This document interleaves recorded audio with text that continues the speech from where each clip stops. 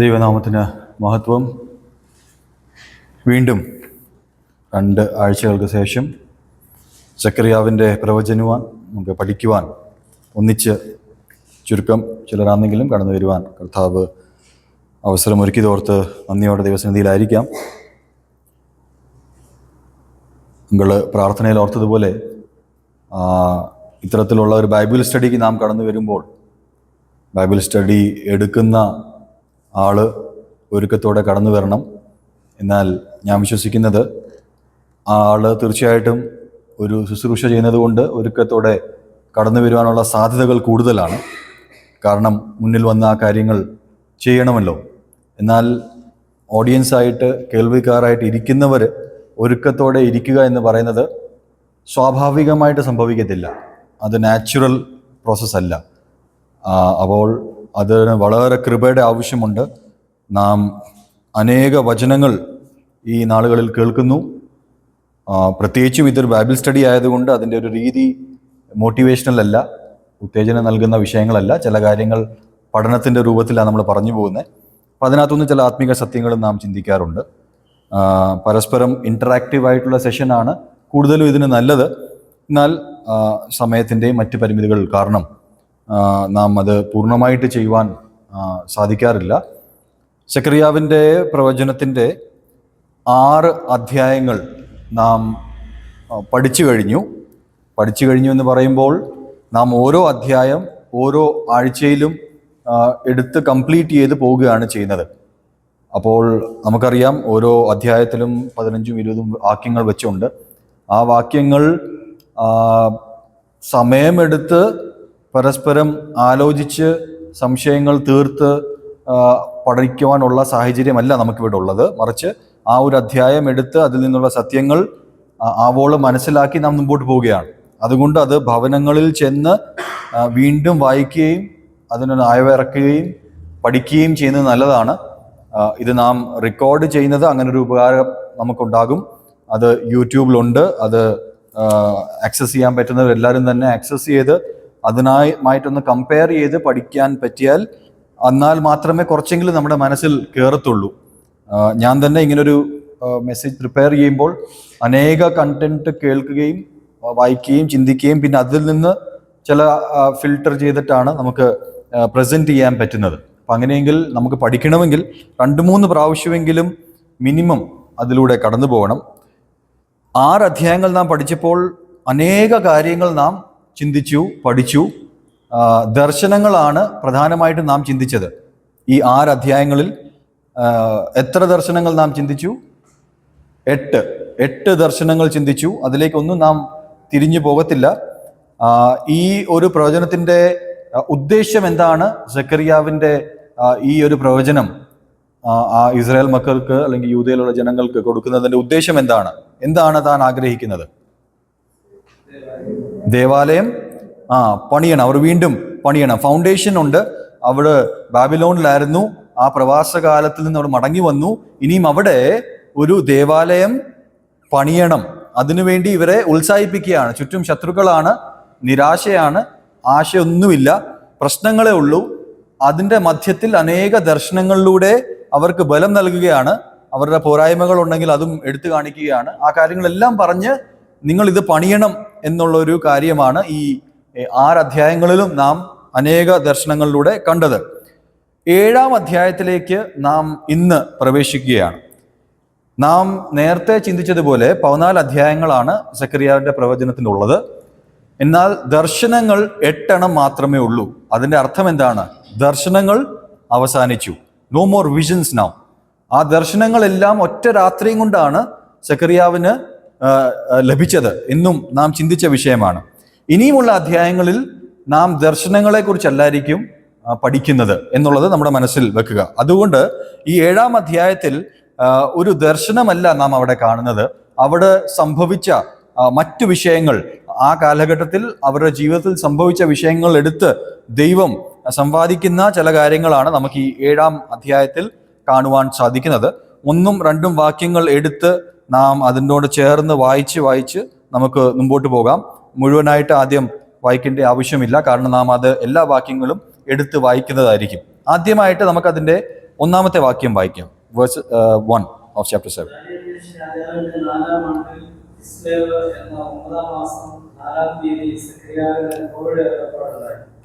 അപ്പോൾ ഇവിടെ ചില ഡേറ്റ്സ് അക്കങ്ങൾ നമുക്ക് കാണുവാൻ സാധിക്കും. In the 4th year of King Darius. അപ്പോൾ ദാരിയ രാജാവിൻ്റെ 4ാമത്തെ ആണ്ടിൽ കർത്താവിൻ്റെ ഒരു അരുളപ്പാട് സെക്കറിയാവിന് ലഭിക്കുകയാണ്. 4th day of the 9th month, which is ആ മന്തിന്റെ പേരാണ് ചിസ്ലേവ് എന്നൊരു മന്ത് ആണ് പറഞ്ഞിരിക്കുന്നത്. അവിടെ നാം കാണുന്നത് ഈ 7ാം അധ്യായം നാം കാണുന്ന വിഷയം, ഇവര് ബാബിലോണിൽ നിന്ന് കടന്നു വന്ന് ആ ദർശനങ്ങളെല്ലാം കഴിഞ്ഞ് 2 വർഷം കഴിഞ്ഞിട്ടുള്ള സംഭവങ്ങളാണ് ഈ 7ാം അധ്യായത്തിൽ നാം വായിക്കുവാനും ചിന്തിക്കുവാനും പോകുന്നത്. 2 years have gone by. സെക്കറിയാവ് അവരോട് ദർശനങ്ങളിലൂടെ സംസാരിച്ച് ദേവാലയം പുതുക്കി പണിയണം, അവിടെ അടിസ്ഥാനമുണ്ട്, നിങ്ങൾ അതിൻ്റെ മുകളിൽ പണിയണം എന്ന് പറഞ്ഞ് അവർ പണികളൊക്കെയും തുടങ്ങി ആ കാര്യങ്ങളിലൊക്കെ ഏർപ്പെട്ടിരിക്കുകയാണ്. ഏകദേശം അതിൻ്റെ സ്ട്രക്ചറൊക്കെ പണിഞ്ഞ് കഴിയുന്ന അവസ്ഥകളിലേക്ക് എത്തുകയാണ്. 2 വർഷം കഴിഞ്ഞു ഈ ദർശനങ്ങൾ കഴിഞ്ഞിട്ട് ഈ 7ാം അധ്യായത്തിൽ വരുമ്പോൾ. നാം ചരിത്രം പരിശോധിക്കുമ്പോൾ, കമൻട്രീസ് നോക്കുമ്പോൾ നമുക്ക് അതാണ് മനസ്സിലാക്കുക. After 2 years, in the 4th year of King Darius ആണ് ഈ ഒരു അധ്യായം അല്ലെങ്കിൽ ഈ ഭാഗം എഴുതുന്നത്. അത് നമ്മുടെ കാലണ്ടർ വൈസ് നോക്കിയാൽ 518 BC, 518 BC-ലാണ് ഈ ഒരു 7ാമത്തെ അധ്യായം നാം വായിക്കുന്നത്. 2 years after Zechariah's earlier visions. ആദ്യത്തെ 8 ദർശനങ്ങൾ കഴിഞ്ഞ് 2 വർഷങ്ങൾ കഴിഞ്ഞിട്ടാണ് ഇത് സംഭവിക്കുന്നത്. അതുകൊണ്ട് തന്നെ നമുക്ക് മനസ്സിലാക്കാം, അവർ ഈ ദേവാലയത്തിന്റെ പണികൾ തുടങ്ങി. ഇപ്പോൾ ഇനിയും ദൈവം അവരെക്കുറിച്ച് ആഗ്രഹിക്കുന്നത്, ആ പണികൾ അവർ തുടങ്ങിക്കഴിഞ്ഞു, റീബിൽഡിങ്ങിന്റെ പ്രോസസ്സിലാണ്. ഇനിയും അവരുടെ ആത്മീക കാര്യങ്ങളിൽ കുറച്ചുകൂടെ ഡീപ്പിലേക്ക് പോവുകയാണ്. ദൈവവും ആ ജനത്തോട് അവരുടെ ആത്മീക കാര്യങ്ങളിൽ അവർ ഈ ദേവാലയം പണിയുവാൻ തുടങ്ങുന്നു. ആ പണികൾ പുരോഗമിക്കുമ്പോൾ അവര് ഏത് മനസ്സോടെയാണ് ഈ കാര്യങ്ങൾ ചെയ്യുന്നത്, അതാണ് പ്രധാനമായിട്ടുള്ള പ്രമേയം.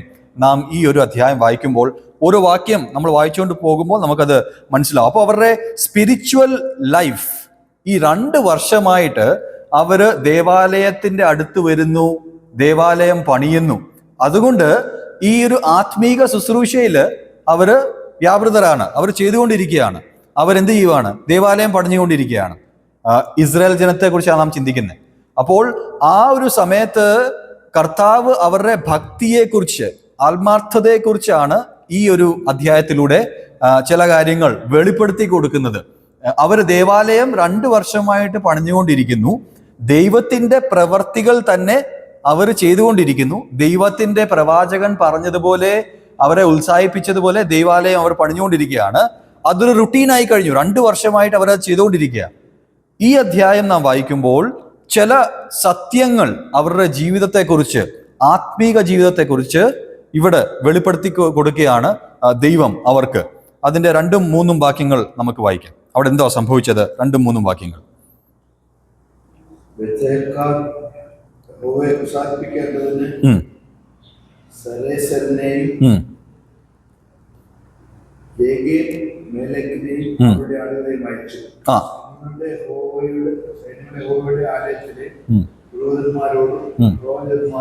ഞങ്ങൾ ഇത്ര സംവത്സരമായി ചെയ്തു വന്നതുപോലെ 5ാം മാസത്തിൽ കരഞ്ഞുകൊണ്ട് ഉപവസിക്കണമോ എന്ന് ചോദിച്ചു. ഇവിടുത്തെ ഒരു ചിത്രം നിങ്ങളുടെ മനസ്സിലേക്ക് ഈ വാക്യങ്ങൾ വായിക്കുമ്പോൾ കൊണ്ടുവരണം. ഇവിടെ 2 പേരെ അയക്കുകയാണ്. അവര് ഒരു ചോദ്യവുമായിട്ടാണ് ഇവിടെ വരുന്നത്. സെക്കറിയാവിന്റെ അടുത്തേക്ക് ഈ 2 പേരെ അയക്കുകയാണ്. ഷെരാസേരും റെഗെമലേക്കും 2 പേരെ അയക്കുന്നുണ്ട്. അവരോടൊരു പ്രത്യേക ചോദ്യമാണ് അവർക്ക് ചോദിക്കാനുള്ളത്. ആ ചോദ്യം ഇതാണ്, നാം വായിച്ചു. Shall I വീപ്പ് in the 5th month and abstain as I have done many years. അവിടെ പറയുന്നത് അവർ വർഷങ്ങളായിട്ട് ചെയ്തു വന്ന ചില ആചാരങ്ങളുണ്ട്.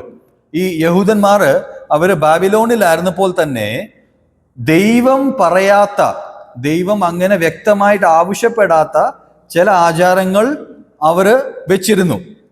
അത്തരത്തിലുള്ള ആചാരമാണ് ഈ രീതിയിൽ അവർ കരഞ്ഞ് അവർ ദൈവസന്നിധിയിൽ വന്ന് ഉപവസിക്കുക, ഇത്തരത്തിലുള്ള വിഷയങ്ങൾ 5-ാം മാസത്തിൽ, 5-ാം മാസം മാത്രമല്ല 5-ാം മാസം, 7-ാം മാസം, 8-ാം മാസം, 10-ാം മാസം, അത് നമുക്ക് വായിക്കണമെങ്കിൽ മനസ്സിലാക്കണമെങ്കിൽ സെക്കറിയാവിന്റെ പ്രവചനം തന്നെ 8-ാം അധ്യായം 19-ാം വാക്യം ഒന്ന് വായിച്ചേ.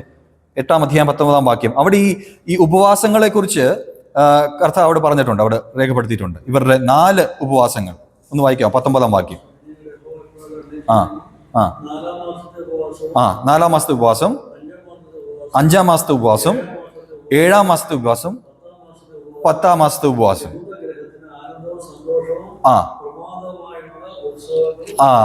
അപ്പൊ ഇവര് ഇങ്ങനത്തെ ചില ആചാരങ്ങൾ തുടങ്ങിയിരുന്നു. ഇവരോട് ഈ ഉപവസിക്കുവാൻ സൈന്യങ്ങളുടെ യഹോവ അങ്ങനെ പ്രത്യേകിച്ച് ആവശ്യപ്പെട്ടിരുന്നില്ല. എന്നാൽ ഇസ്രായേൽ ജനം അവരുടെ ബാബിലോന്റെ പ്രവാസത്തിൽ തന്നെ ഇത്തരത്തിലുള്ള ചില ഉപവാസങ്ങൾ ദൈവസന്നിധിയിൽ തുടങ്ങിയിരുന്നു. നല്ല കാര്യമാണ്, ദൈവത്തിന്റെ സന്നിധിയിൽ വന്ന് ഉപവസിക്കുന്നതിൽ യാതൊരു തെറ്റുമില്ല. എന്നാൽ അവര് അത് തുടങ്ങിയതിന്റെ ഒരു പശ്ചാത്തലം നാം ചിന്തിച്ചാൽ, ഓരോ കാലഘട്ടത്തിലും ദൈവത്തിന്റെ ന്യായവിധി അവർക്കുണ്ടാകും. ആ ന്യായവിധി ഉണ്ടാകുമ്പോൾ ആ ന്യായവിധി ഉണ്ടായ ആ സമയം വെച്ച് അവർ ഉപവസിക്കും. ദൈവമേ, ഞങ്ങളെ ഇതിൽ നിന്ന് രക്ഷിക്കണമേ. അത് നല്ല കാര്യമാണ്. പക്ഷേ ആ ഒരു ഓർമ്മയുടെ കാര്യങ്ങൾ അവർ ചെയ്തു പോവുകയാണ്. അത് അവർ നിർത്തിയില്ല, ഇതുവരെയും ചെയ്തു വരികയായിരുന്നു. ഈ 2 വർഷം അവർ പ്രവാസത്തിൽ നിന്ന് മടങ്ങി വന്നു. അവർ ദേവാലയം പുതുക്കി പണിയുവാൻ തുടങ്ങി. അവരുടെ ഈ ആചാരങ്ങൾക്ക് വ്യത്യാസമില്ല. ഈ 5-ാം മാസത്തെ ഉപവാസം ഇനിയിപ്പോൾ എടുക്കണോ? കരഞ്ഞ് ഉപവസിച്ച് ദൈവസന്നിധിയിൽ ഇനിയും അത് തുടരേണ്ട ആവശ്യമുണ്ടോ? പ്രവാസമൊക്കെ കഴിഞ്ഞല്ലോ, പണികളൊക്കെയും പുരോഗമിക്കണമല്ലോ, ഇനിയിപ്പോ ഈ ഉപവാസത്തിന്റെ ആവശ്യകത ഉണ്ടോ ദൈവസന്നിധിയിൽ എന്ന് സെക്കറിയാവിനോട് ഈ 2 പേര് വിട്ട് ചോദിക്കുകയാണ്. ഇതാണ് ഇതിന്റെ ഒരു ബാക്ക്ഗ്രൗണ്ട്. ഇത് ഇസ്രായേൽ ആ സമയത്ത് യഹൂദജനം അവർ ചോദിച്ച ഒരു വിഷയമാണ്. അപ്പൊ ഇതിനകത്ത് ആത്മീകമായിട്ട് ചിന്തിക്കുമ്പോൾ നാം ഈ കാര്യങ്ങൾ മനസ്സിലാക്കുമ്പോൾ നമുക്ക് മനസ്സിലാവുന്ന ഒരു വിഷയം, ദൈവം ആവശ്യപ്പെട്ടിട്ട് തുടങ്ങിയ ഒരു ഉപവാസമല്ല. ഇപ്പോൾ അവർക്ക് തോന്നുന്നു പ്രവാസം കഴിഞ്ഞു, ദൈവസന്നിധിയിൽ അടുത്തു വന്നു, ഞങ്ങൾ ദേവാലയമൊക്കെ പണിയുന്നുണ്ട്, ദൈവത്തിന്റെ ശുശ്രൂഷയിലാണ്, ഇനിയിപ്പോ ഈ ഉപവാസത്തിന്റെ ആവശ്യകത ഉണ്ടോ ഇല്ലയോ എന്നുള്ളത് അവർ ചോദിക്കുവാൻ വരിക. ഞങ്ങൾ അതങ്ങ് നിർത്തിക്കോട്ടെ എന്ന് പറയുകയാണ്. അതാണ് അവരുടെ പശ്ചാത്തലം. നമ്മുടെ ഒരു ഇന്നത്തെ ഒരു പുതിയ നിയമസഭ അല്ലെങ്കിൽ ദൈവവിശ്വാസികളായ നമ്മോടുള്ള ബന്ധത്തിൽ നാം ഇതിനെ റിലേറ്റ് ചെയ്യുമ്പോൾ ഈ ഫാസ്റ്റിംഗ് മാത്രമല്ല, ഫാസ്റ്റിംഗ് എന്ന് പറയുമ്പോൾ ദൈവസന്നിധിയിൽ അവരെടുത്ത ഒരു തീരുമാനം, അവര് ഉപവസിക്കാം, 5-ാം മാസം, 7-ാം മാസം, 10-ാം മാസം ഒക്കെ ഉപവസിക്കാം എന്നുള്ള തീരുമാനം അവരെടുത്തു. ദൈവം ആവശ്യപ്പെട്ടിട്ടല്ലെങ്കിലും പലപ്പോഴും നാമും അത്തരത്തിലുള്ള തീരുമാനങ്ങൾ നമ്മുടെ ക്രിസ്തീയ ജീവിതത്തിൽ എടുക്കാറുണ്ട്. എന്തൊക്കെ തീരുമാനങ്ങളാ? നല്ല തീരുമാനങ്ങളാ. നമ്മൾ വചനം വായിക്കണം, എന്ത് ചെയ്യണം, മീറ്റിംഗ്സിലൊക്കെ വരണം, ചില പ്രത്യേക മീറ്റിംഗ്സ് ഒക്കെ നാം ക്രമീകരിക്കണം, ബൈബിൾ സ്റ്റഡിക്ക് നാം വരണം, കോട്ടേജ് മീറ്റിംഗ്സിന് വരണം, ചില കൺവെൻഷൻസിനൊക്കെ നാം വരണം. ആ കാര്യങ്ങളൊക്കെ നാം ഓർഗനൈസ് ചെയ്യണം. സഭയായിട്ട്, സമൂഹമായിട്ട് പല രീതിയിൽ കാര്യങ്ങൾ ചെയ്യണമെന്ന് പ്രത്യേകമായിട്ട് ദൈവവചനത്തിൽ എവിടെയെങ്കിലും പറഞ്ഞിട്ടുണ്ടോ? നിങ്ങൾ ഇന്ന കൺവെൻഷൻ ഇന്ന ദിവസം ചെയ്യണം പറഞ്ഞിട്ടില്ല. നിങ്ങൾ വ്യക്തമായിട്ട് ഈ രീതിയിൽ ഈ സമയത്ത് വന്ന് ബൈബിൾ സ്റ്റഡി കൂടണം പറഞ്ഞിട്ടുണ്ടോ? ഇല്ല. എന്നാൽ നമ്മൾ നമ്മുടെ ഒരു ആത്മീക ചിന്തയിൽ ആയിരിക്കട്ടെ, അങ്ങനെ ചിന്തിച്ച് മുമ്പോട്ട് പോകുന്നു. അതാണ് പശ്ചാത്തലം. പിന്നീട് ഒരു സമയത്ത് നമ്മൾ വന്ന് ദൈവത്തോട് ചോദിക്കുകയാണ്, ഇനിയിപ്പോൾ ഇതിൻ്റെ ആവശ്യകത ഉണ്ടോ? ഇതാണ് ഇതിൻ്റെ ബാക്ക്ഗ്രൗണ്ട്.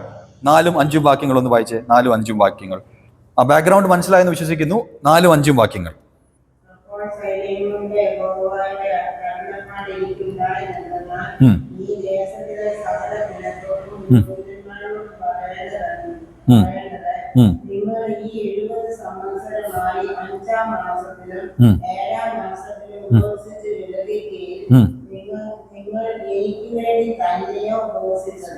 മതി.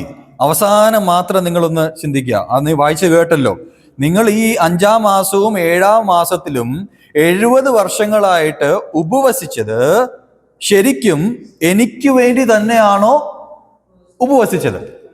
ഇതാണ് ദൈവത്തിന്റെ മറുചോദ്യം. അവളുടെ ചോദ്യം എന്തായിരുന്നു? ഞങ്ങള് ഇനിയിപ്പോ കരഞ്ഞ് ഉപവസിക്കണോ അതോ വേണ്ട, ഈ പരിപാടി അങ്ങ് നിർത്തിയേക്കാം എന്നുള്ളതാ. ഒരു ക്ഷീണം അതിൽ തന്നെ അനുഭവിക്കുന്നു. ദൈവം ആ ചോദ്യത്തിന് അത്തരത്തിലുള്ള ഉത്തരമല്ല കൊടുക്കുന്നത്. ദൈവം ചോദിക്കുന്നത്, ഈ 70 വർഷങ്ങളായിട്ട് പ്രവാസത്തിലും ഇപ്പോഴും നിങ്ങൾ ആചരിക്കുന്ന ഈ ഉപവാസങ്ങളുണ്ടല്ലോ. നാം ആ ഉപവാസങ്ങളെ കുറിച്ച് വായിച്ചു. 4 ഉപവാസങ്ങൾ അവർ കൃത്യമായിട്ട് നോക്കുന്നവരാണ്, 5-ാം മാസം 7-ാം മാസത്തിലൊക്കെ. ദൈവം ചോദിക്കുന്നത്, ഈ ഉപവാസം നിങ്ങൾ ആർക്ക് വേണ്ടിയായിരുന്നു? നിങ്ങൾ എനിക്ക് വേണ്ടിയായിരുന്നു ഉപവസിച്ചത്? അതാണ് ഒരു പ്രധാന ചോദ്യം, $1 million ക്വസ്റ്റ്യൻ. ആർക്ക് വേണ്ടിയാണ് ഈ ഉപവാസം? നിങ്ങളുടെ ഹൃദയത്തിന്റെ അവസ്ഥ എന്തായിരുന്നു? ഇസ്രായേൽ ജനത്തോട് ചോദിക്കുകയാണ്. നിങ്ങൾ ഉപവസിച്ചു, ശരിയാണ്, നിങ്ങൾക്ക് അല്പമായിട്ടുള്ള കഷ്ടപ്പാടുണ്ടായെന്ന് മനസ്സിലാക്കുന്നു. എന്നാൽ ആ ഉപവാസം ആർക്ക് വേണ്ടിയായിരുന്നു? ദൈവം അവിടെ ഹൃദയങ്ങളെ ശോധന ചെയ്തിട്ട് എല്ലാം അറിഞ്ഞിട്ട് ചോദിക്കുകയാണ്. ദൈവത്തിന് വ്യക്തമായിട്ട് ചില കാര്യങ്ങൾ ഇസ്രായേൽ ജനത്തെക്കുറിച്ച് അറിയാം. അവരെന്തുകൊണ്ടാണ് ഈ കാര്യങ്ങൾ ചെയ്തത്? ഇത് യഹോവയ്ക്ക് വേണ്ടി അല്ലായിരുന്നു എന്നുള്ളത് ദൈവത്തിന് വ്യക്തമായിട്ട് അറിയാം. കാരണം അവരുടെ പ്രവർത്തികൾ അതുമായിട്ട് മാച്ചിങ് അല്ലായിരുന്നു. അവർ ഉപവാസം ആചരിക്കുമ്പോൾ ഉപവസിക്കുന്നതിൽ തെറ്റില്ലായിരുന്നു. ദൈവം പറഞ്ഞത്, നിങ്ങൾ 5-ാം മാസവും 7-ാം മാസവും ഉപവാസം ആചരിച്ചതിൽ യാതൊരു തെറ്റുമില്ല. എന്നാൽ ചോദ്യം ഇവിടെ ഇതാണ്, നിങ്ങൾ ആർക്ക് വേണ്ടിയാണ് ഉപവസിച്ചത്? Who is the main theme here? ആർക്ക് വേണ്ടിയാണ് ഇത് ചെയ്തത്? നിങ്ങളുടെ പ്രവർത്തികൾ അങ്ങനെ അല്ലല്ലോ. അത് മനസ്സിലാക്കാൻ വേണ്ടി നമുക്ക് മറ്റൊരു പ്രവാചകന്റെ പുസ്തകത്തിലേക്ക് തിരിയേണ്ടി വരും. യെശയ്യാ പ്രവാചകൻ ഇതിനെക്കുറിച്ച് പറയുന്നു. 58-ാം അധ്യായം, ഐസയ ചാപ്റ്റർ 58. യെശയ്യാ പ്രവാചകൻ വളരെ കർക്കശമായിട്ട് ഈ ഇസ്രായേൽ ജനത്തോട് സംസാരിച്ച ഒരു പ്രവാചകനാണ്. അതിന്റെ അനുഭവവും തനിക്കുണ്ടായി. തനിക്ക് വളരെ ക്രൂരമായിട്ടുള്ള മരണമാണ് തനിക്ക് ലഭിച്ചത്. 58-ാം അധ്യായം നാം വായിക്കുമ്പോൾ 58-ാം അധ്യായത്തിന്റെ 3 തൊട്ടുള്ള വാക്യങ്ങളൊന്ന് വായിക്കാം. 3-ാം വാക്യം തൊട്ട് 7-ാം വാക്യം വരെ. ആ ആ ആ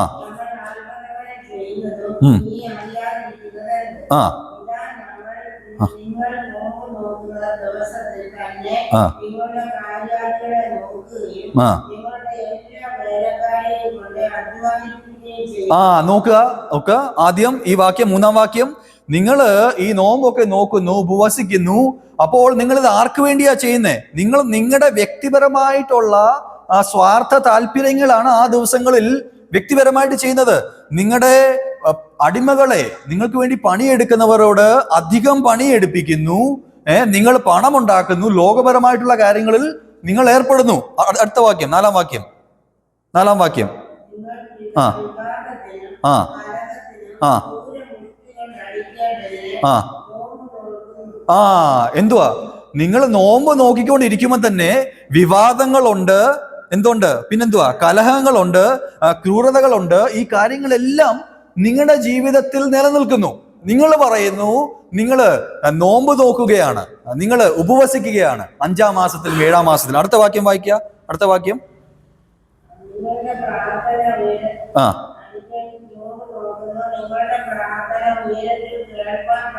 ആ ആ അല്ല, അതെ, 5-ാം വാക്യം. ആ ആ ആ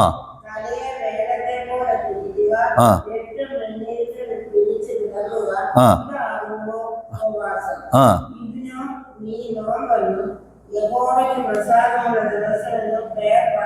ഇതിൽ കൂടുതൽ വ്യക്തമായിട്ട് ദൈവാത്മാവ് എങ്ങനെയാണ് ആ ജനത്തോട് ചോദിക്കുന്നത്? നിങ്ങൾ രട്ടെടുത്ത് എല്ലാവരെയും കാണിച്ച് ഉപവസിക്കുന്നു എന്ന് നാട്ടുകാരെ കൊട്ടി ഘോഷിച്ച് ഈ കാര്യങ്ങളൊക്കെ ചെയ്യുന്നു. നിങ്ങൾക്ക് ചുറ്റുമുള്ള വേലക്കാരെ നിങ്ങൾ അധികം പണിയെടുപ്പിക്കുന്നു. വളരെ ക്രൂരമായിട്ട് കലഹവും പ്രശ്നങ്ങളും നിങ്ങൾ ഉണ്ടാക്കുന്നു. നിങ്ങൾ നോമ്പ് നോക്കുകയാണ്. താഴോട്ടുള്ള വാക്യങ്ങൾ വായിച്ചാൽ വ്യക്തമായിട്ട് മനസ്സിലാകും. നമുക്ക് സമയത്തിന്റെ കുറവ് കാരണം ഞാൻ ആ വാക്യങ്ങൾ ഒന്നും എടുത്ത് വായിക്കുന്നില്ല. 58-ാം അധ്യായം പൂർണ്ണമായിട്ടൊന്ന് വായിച്ചാൽ നമുക്ക് അതിന്റെ ഒരു ഉള്ളടക്കം മനസ്സിലാക്കും. അപ്പോൾ is not this the fast that I have chosen? ഞാൻ നോമ്പ് നോക്കുക എന്ന് നിങ്ങളോട് പറയുമ്പോൾ, എൻ്റെ നോമ്പ് എനിക്ക് വേണ്ടി എന്ന് പറയുമ്പോൾ, ഇത്തരത്തിലുള്ള ജീവിതമാണ് നിങ്ങൾക്കുള്ളത്. നിങ്ങൾ മറ്റുള്ളവരെ കാണിക്കുവാൻ വേണ്ടി ഈ കാര്യങ്ങൾ ചെയ്തിട്ട് നിങ്ങൾ ഉപവസിക്കുമ്പോൾ തന്നെ നിങ്ങളുടെ ജീവിതം ക്രമക്കേടിൽ മുമ്പോട്ട് പോകുമ്പോൾ നിങ്ങളുടെ ഉപവാസം കൊണ്ട് എന്ത് പ്രയോജനം? ഇസ്രായേൽ ജനത്തോട് ചോദിക്കുകയാണ്. നമ്മുടെ ജീവിതത്തിലേക്ക് നമുക്ക് മടങ്ങി വരാം. 4-ഉം 5-ഉം അധ്യായത്തിൽ വാക്യത്തിൽ നാം വായിക്കുമ്പോൾ, അപ്പോൾ ഫാസ്റ്റിംഗ് എന്ന് പറയുന്നത് നമ്മളോടുള്ള ബന്ധത്തിൽ നാം ദൈവസന്നിധിയിൽ സ്വമനസാലെ ഏർപ്പെടുന്ന എല്ലാ ശുശ്രൂഷയും നമുക്ക് ഇതിനകത്ത് കൂട്ടാം. നാം പറയുന്നു, ഞാൻ മീറ്റിംഗ്സിനൊക്കെയും പോകുന്നു, ഞാൻ ദൈവത്തെ ആരാധിക്കുന്നു, ഞാൻ ബൈബിൾ സ്റ്റഡിക്ക് കടന്നു വരുന്നു, ഞാൻ പ്രെയർ മീറ്റിങ്ങിന് കടന്നു വരുന്നു, ഞാൻ സിസ്റ്റേഴ്സ് മീറ്റിങ്ങിന് കടന്നു വരുന്നു, ഞാൻ കൺവെൻഷനൊക്കെയും പോകുന്നു, ഞാൻ ഈ കാര്യങ്ങളൊക്കെയും ചെയ്തുകൊണ്ടിരിക്കുന്നു. ദൈവത്തിന്റെ ചോദ്യം ഇതാണ്, നീ ഇത് ആർക്ക് വേണ്ടിയാണ് ചെയ്യുന്നത്? Four whom are you doing this? നീ കൊട്ടിഘോഷിക്കുകയാണ്, ഞാൻ അവിടെ പോയി, ഞാൻ ഇവിടെ പോയി, ഞാൻ ഈ മീറ്റിംഗിൽ പങ്കെടുത്തു, ഞാൻ സ്ഥിരമായിട്ട് പങ്കെടുക്കുന്ന ഒരു വിശ്വാസിയാണ്, ദൈവമകനാണ്, മകളാണ്, ദൈവത്തിന് വേണ്ടി ഈ കാര്യങ്ങളൊക്കെ ഞാൻ ചെയ്യുന്നു. ദൈവം ചോദിക്കുന്നത്, നീ ഈ നോമ്പ് നോക്കുന്ന നേരത്ത് നിന്റെ ജീവിതം എങ്ങനെയുണ്ട്? നിന്റെ ചുറ്റുമുള്ളവരോട് നീ എങ്ങനെയാണ് പെരുമാറുന്നത്? നീ എങ്ങനെയാണ് അവരോട് ഇടപെടുന്നത്? നോമ്പ് നോക്കുമ്പോൾ, ഉപവസിക്കുവാൻ ദൈവം ഒരിക്കലും ആ രീതിയിൽ പറഞ്ഞിട്ടില്ല. നീ സ്വയമേ തീരുമാനിച്ചതാണ്. 70 വർഷത്തോളം നീ അത് ചെയ്തു. ദൈവം പറഞ്ഞതിന്റെ ഉദ്ദേശം ഇതാണ്, ഇതിലും നല്ലത് ഇസ്രായേൽ ജനമേ, നിങ്ങൾ ഉപവസിക്കാതിരിക്കുന്നതായിരുന്നു. നിങ്ങൾക്ക് കഴിച്ചും തിന്നും കുടിച്ചുമെങ്കിലും ജീവിക്കാമായിരുന്നു. ഇതിലും നല്ലത് നമ്മോടുള്ള ബന്ധത്തിൽ നിങ്ങൾ മീറ്റിംഗ്സിൽ വരാതിരിക്കുന്നതാണ്. കാരണം ദൈവസന്നിധിയിൽ വന്ന് അത് സ്വന്തം മഹിമയ്ക്കായിട്ട് തീർക്കുന്നതിലും നല്ലത് ദൈവസന്നിധിയിൽ ആ രീതിയിൽ വരാതിരിക്കുന്നതാണ്. നമ്മോടുള്ള ദൈവത്തിന്റെ ചോദ്യം ഇതാണ്. നമ്മെ തന്നെ ഒന്ന് ശോധന ചെയ്യുവാൻ ദൈവം നമ്മെ വിളിക്കുന്നു. നമുക്ക് അറിയാവുന്ന ഒരു ഭാഗം പുതിയ നിയമത്തിൽ ഉണ്ട്. മത്തായി എഴുതിയ സുവിശേഷം 6-ാം അധ്യായം 16, 17, 18 വാക്യങ്ങളോട് വായിക്കാം. Matthew's gospel chapter 6 verses 16, 17, 18. മത്തായി 6-ന്റെ 16, 17, 18 വാക്യങ്ങളൊന്ന് വായിച്ചേ. ഉപവാസത്തെക്കുറിച്ച് അവിടെ വായിക്കുന്നു. നാം എങ്ങനെയാണ് അത് ചെയ്യേണ്ടത്?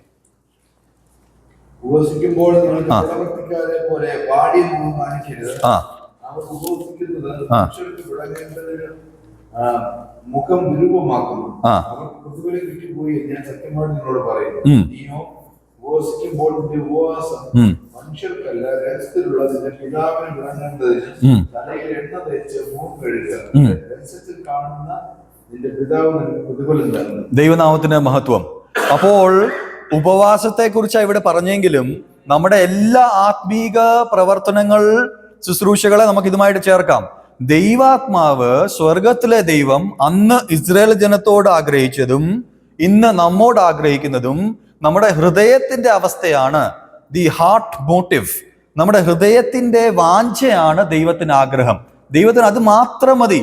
പൂർണ്ണ മനസ്സോടെ ആണോ നീ എനിക്ക് വേണ്ടി ചില കാര്യങ്ങൾ ചെയ്യുന്നത്? അങ്ങനെയാണെങ്കിൽ മാത്രം ചെയ്താൽ മതി. അത് രഹസ്യമായിട്ട് കാണുന്ന ഒരു ദൈവമാണ് നമുക്ക് ഉള്ളത്, പൂർണ്ണമായിട്ട് കാണുന്ന ദൈവമാണ് ഉള്ളത്. അങ്ങനെ അല്ലെങ്കിൽ നിങ്ങളുടെ ഉപവാസം കൊണ്ട് പ്രയോജനമില്ല. അപ്പോ രണ്ടുപേരെ വിട്ട് അവിടെ ചോദ്യം ചെയ്യുകയാണ്, ഞങ്ങൾ ഈ ഉപവാസം ഇനിയും തുടരണോ എന്ന് ചോദ്യപ്പം ദൈവം പറയുകയാണ്, നീ 70 വർഷമായിട്ട് ഉപവസിച്ചത് എന്തിനു വേണ്ടിയാണ്? നമുക്ക് വളരെ സീരിയസ് ആയിട്ടുള്ള ഒരു ചോദ്യം നമ്മോടാണ്. എത്ര വർഷങ്ങളായിട്ട് നാം ദൈവസന്നിധിയിൽ ദൈവത്തിന്റെ നാമം എടുത്ത് ദൈവത്തിന്റെ പ്രവർത്തനങ്ങളിൽ അനേക ശുശ്രൂഷകളിൽ പേരുകളൊക്കെ കൊടുത്ത് നാം എല്ലാവരും ഏർപ്പെട്ടുകൊണ്ടിരിക്കുന്നു. എത്രത്തോളം ആത്മാർത്ഥതയോടെയും എത്രത്തോളം നമ്മുടെ ഹൃദയത്തിന്റെ പൂർണ്ണതയോടെയാണ് നാം ആ കാര്യങ്ങൾ ചെയ്യുന്നത്? എത്ര അതിനകത്ത് സിൻസിയറിറ്റി ഉണ്ട്? ദൈവം നമ്മോട് ചോദിക്കുന്നത്. നമ്മൾ ഇത്രയും വർഷങ്ങൾ ഈ സമയമൊക്കെ ചെലവാക്കി കഷ്ടപ്പെട്ട് ഈ മീറ്റിംഗ്സിലൊക്കെ വന്ന് ഈ കൺവെൻഷനൊക്കെ നടത്തി ഈ വേർപാടുകാരെന്ന് പറഞ്ഞ് അനേക കാര്യങ്ങൾ ചെയ്തതിൽ ദൈവം പറയുന്നു യാതൊരു പ്രയോജനവുമില്ല. കാരണം എന്താണ്? നിങ്ങളുടെ ഹൃദയം നിങ്ങളുടേതായിട്ടുള്ള കാര്യങ്ങൾക്ക് വേണ്ടിയാണ്. ഹൃദയത്തെ പരിശോധിക്കുന്ന ദൈവമാണ് നമുക്കുള്ളത്. അത് മനസ്സിലാക്കി കേവലം ആചാരങ്ങളായിട്ട് മാറാതെ സത്യസന്ധമായിട്ടുള്ള ഉപവാസം, ശുശ്രൂഷകൾ ആണ് ദൈവം നമ്മെക്കുറിച്ച് ആഗ്രഹിക്കുന്നത്. അതിന്റെ 6-ാമത്തെ വാക്യം നമുക്കൊന്ന് വായിക്കാം. 6-ാമത്തെ വാക്യം.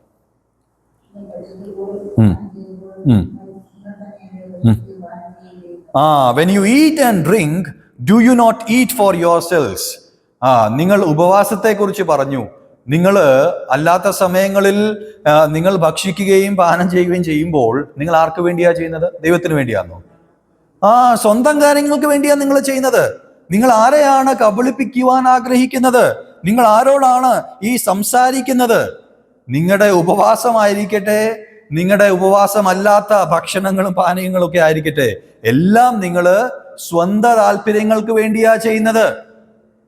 എന്നാണ് ആ ജനത്തോട് ദൈവാത്മാവ് പറയുന്നത്. എന്നാൽ നമ്മോട്, പുതിയ നിയമവിശ്വാസികളോട് ദൈവം വളരെ വ്യക്തമായിട്ട് പറഞ്ഞിട്ടുണ്ട് നാം എന്തു ചെയ്യണം. 1 കൊരിന്ത്യർ 10-ാം അധ്യായം 31-ാം വാക്യം ഒന്ന് വായിക്കാം. 1 കൊരിന്ത്യർ 10-ാം അധ്യായം 31-ാം വാക്യം വളരെ പരിചയമുള്ള ഒരു ഭാഗമാണ്. അതുകൊണ്ട് വായിക്കുമ്പോൾ തന്നെ അതിന്റെ ആശയം നമുക്ക് മനസ്സിലാകും. 1 കൊരിന്ത്യർ 10-ാം അധ്യായം 31-ാം വാക്യം. ആകയാൽ നിങ്ങൾ തിന്നാലും കുടിച്ചാലും എന്തു ചെയ്താലും എല്ലാം ദൈവത്തിന്റെ മഹത്വത്തിനായിട്ട് ചെയ്യുവിൻ. എന്ത് ചെയ്താലും അവിടെ തിന്നുക കുടിക്കുക എന്നുള്ളത് എടുത്തു പറഞ്ഞിട്ടുണ്ട്. What ever you do it for the glory of God. ഇതാണ് ദൈവത്തിന്റെ പ്രമാണം.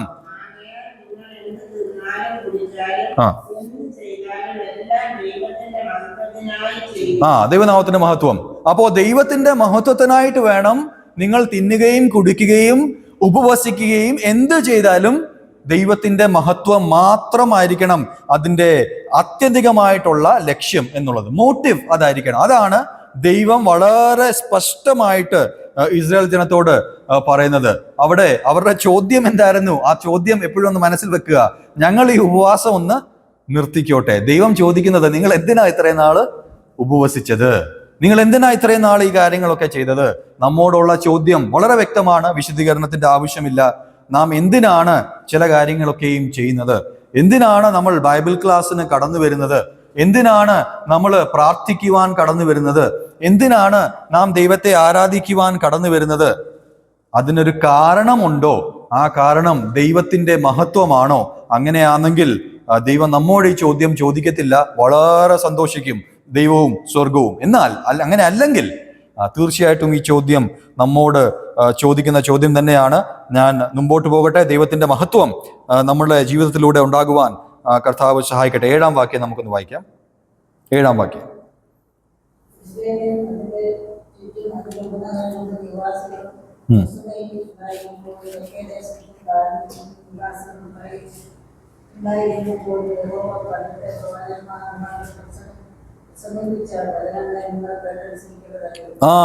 നിങ്ങൾ അവസാന ഭാഗം, യഹോവ പണ്ടത്തെ പ്രവാചകന്മാർ മുഖാന്തരം പ്രസംഗിച്ച വചനങ്ങളെ നിങ്ങൾ കേട്ട് അനുസരിക്കേണ്ടതല്ലയോ? അപ്പോൾ പണ്ടത്തെ പ്രവാചകന്മാരെ കൊണ്ട് കർത്താവ് വചനങ്ങളൊക്കെ ആർക്ക് കൊടുക്കുകയാണ്?